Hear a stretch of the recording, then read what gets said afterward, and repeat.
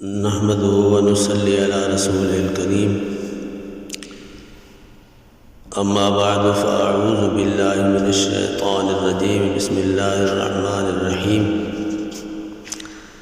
ما ننسخ من آية أو ننسها نأت بخير منها أو مثلها ألم تعلم أن الله على كل شيء قدير۔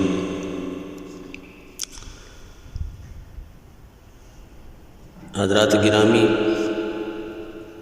سورۃ البقرہ کی آیت نمبر 106 کی تلاوت کی گئی ہے۔ اس کا ترجمہ یہ ہے کہ ہم جب بھی کوئی آیت منسوخ کرتے ہیں یا اسے بھلا دیتے ہیں تو اس سے بہتر یا اس جیسی آیت لے آتے ہیں۔ آیت منسوخ کرتے ہیں کا مطلب یہ ہے کہ پہلے کوئی حکم موجود ہوتا ہے، اس کے اندر پھر تبدیلی لائی جاتی ہے، اس حکم کو تبدیل کر دیا جاتا ہے۔ اب میں اس سلسلے میں کچھ بات کرنا چاہ رہا ہوں کہ انسان کی رہنمائی کے لیے اللہ تعالیٰ نے اس کو عقل بھی عطا کی ہے اور اس کے لیے وحی کا انتظام بھی کیا ہے۔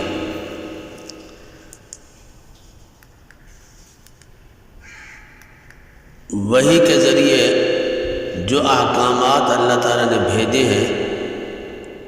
وہ دو قسم ہیں۔ ایک تو بنیادی عقائد ہیں جیسے توحید، رسالت، آخرت وغیرہ، اور توحید، رسالت، آخرت جو تین چیزیں میں نے گنوائی ہیں یہ کبھی بھی تبدیل نہیں ہوئی۔ توحید کا عقیدہ ایک ہی رہا ہے، رسالت کا عقیدہ ایک ہی رہا ہے، آخرت کا عقیدہ رکھنا وہ پہلے دن سے، انسانیت کے شروع سے آج تک، پھر آخر قیامت تک ایک ہی رہے گا، اس میں کوئی تبدیلی نہیں آئے گی۔ اور وحی کے ذریعے جو دوسرے احکامات عطا کیے گئے ہیں، نماز، روزہ، حج، زکوٰۃ، قربانی وغیرہ، اس میں تبدیلیاں رونما ہوئی ہیں۔ مثلا جو احکام حضرت موسیٰ علیہ السلام کو دیے گئے تھے ان میں سے بعض عیسیٰ علیہ السلام کے زمانے میں تبدیل کر دیے گئے تھے، اور پھر آپ صلی اللہ علیہ وسلم کے زمانے میں پہلے والے احکام ان میں تبدیلیاں اور آ گئی۔ مزید برآں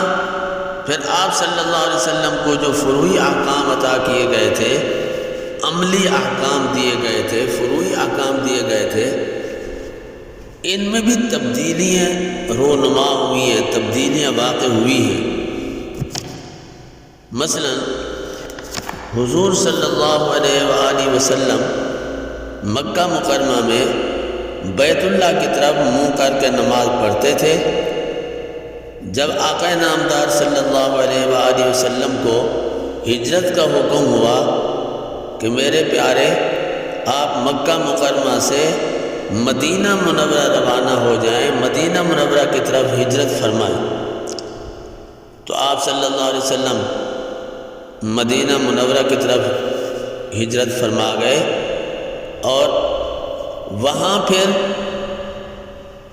بیت المقدس کی طرف منہ کر کے نماز پڑھنے کا حکم ہو گیا۔ دیکھو یہ حکم تبدیل ہوا۔ مکہ مکرمہ میں رسول اکرم صلی اللہ علیہ وسلم بیت المقدس کی طرف منہ کر کے نماز پڑھتے تھے، اور جب مدینہ منورہ کی طرف ہجرت فرمائی تو حکم بدل گیا، حکم میں نسخ آ گیا، چینجنگ آ گئی، تبدیلی آ گئی کہ اب نماز کے اندر اپنا چہرہ اقدس بیت المقدس کی طرف کر کے نماز پڑھی جائے۔ اور جب آدمی مدینہ منورہ میں کھڑا ہوتا ہے تو وہاں پھر جنوب کی طرف مکہ مکرمہ ہے، یعنی ساؤتھ والی سمت، جنوب والی سمت، اور بیت المقدس کی طرف ہے شمال کی طرف، نارتھ کی طرف۔ تو یہ اتنا تبدیلی آ گئی کہ پہلے آپ صلی اللہ علیہ وسلم مدینہ منورہ میں تقریباً 17 مہینے آپ صلی اللہ علیہ وسلم مدینہ منورہ میں بیت المقدس کی طرف منہ کر کے نماز پڑھتے رہے، یعنی شمال کی طرف۔ اور بعد میں جب حکم آیا دوسرے پارے میں وہ حکم مذکور ہے، تو پھر کیا ہوا کہ اب بیت اللہ کی طرف منہ کر کے نماز پڑھو، یعنی مدینہ منورہ میں جب آپ موجود ہوں تو اس وقت آپ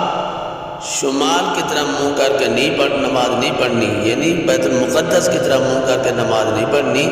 بلکہ جنوب کی طرف منہ کر کے نماز پڑھنی ہے، بیت اللہ کی طرف منہ کر کے نماز پڑھنی۔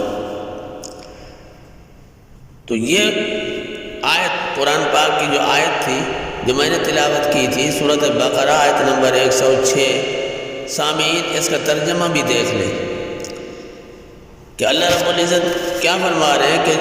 ہم جب بھی کوئی آیت منسوخ کرتے ہیں یا اسے بھلا دیتے ہیں تو اس سے بہتر یا اس جیسی آیت لے آتے ہیں۔ یہ سورۃ بقرہ کی یعنی دوسری سورت کی آیت نمبر 106 ہے۔